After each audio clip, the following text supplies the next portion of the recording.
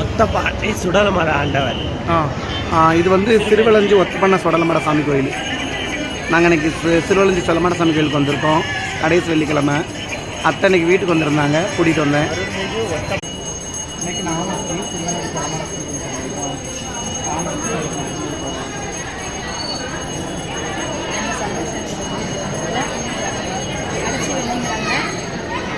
எந்த ஒரு கோயிலுக்கு போனால் விசேஷமான கோயிலுக்கு தான் போகிறேன்.